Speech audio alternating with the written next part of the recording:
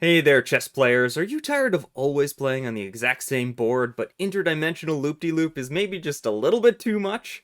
Well, your new favorite game is called Wargroove, and it's its third anniversary today.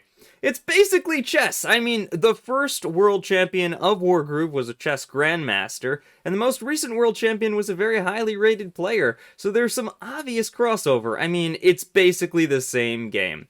After all, they both have knights. I mean, in chess, right, you want to get your knights out very early and create threats on your opponent, get lots of tempo from your knights. I mean, how many times when you were just starting out did you fall for this early fork? Well, it's the same thing in Wargroove. You get your two knights, send them deep into enemy territory, cause some havoc, and if your opponent doesn't react the right way, you might just win the game right there. Rooks! Both games have rooks. Exactly the same. I mean, in chess, right? You don't want to get your rooks out too early because you'll lose a lot of tempo. There's a lot of other weaker units you could deploy more quickly, right? But in the late game, those things are pawn-taking terrors. Same thing in Wargroove. You got these rooks in Wargroove. Look at that. That's clearly a rook. Just look at it. It's adorable.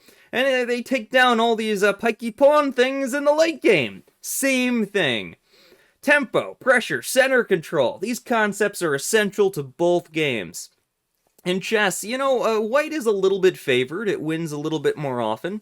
But here, it's clear black has more center control, pressure, the queen is pinned. White was just playing too passively, moving their pawns a little bit, hurtling around their starting zone. Same thing in Wargroove. If you play too passively and turtle, you're gonna lose all this pressure. Well, red here is clearly controlling the center, even though they're not favored on this map. They are definitely in a winning board position. The king and the queen. Same thing, chess and Wargroove. In chess, the king is your weakest unit. It has, low mobility. You can't afford to lose it, or you lose the game outright. That's called checkmate.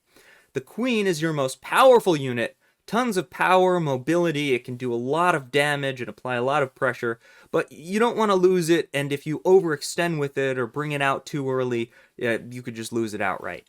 Wargroove has the exact same concepts, but let's talk about chess for a minute. You can see here that a very aggressive queen could get you an early win on an unsuspecting opponent. Look at all that pressure you're putting right there, whereas your opponent's queen, it's still back there not doing anything, obviously much worse position. But in this position, if you overextend with your queen, you might find you have nowhere to go and you're just gonna lose it. So it's a thin line. You want to be aggressive but not too aggressive with your queen. Same thing in Wargroove, except the king and the queen are combined into a unit called the commander. You want to be very aggressive early with your commander to get a lot of pressure and tempo, but if you overdo it, you might just find yourself surrounded and defeated. That would be checkmate, or as we call it in Wargroove, getting lethaled.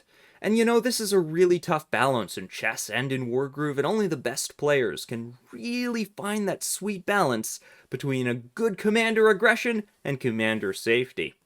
Well, that's all for now, chess players. Happy 3rd anniversary Wargroove, and by the way, for those of you who are just coming in and thinking of picking up a copy, welcome to Wargroove. This has been the Sneaky Dragons anniversary video.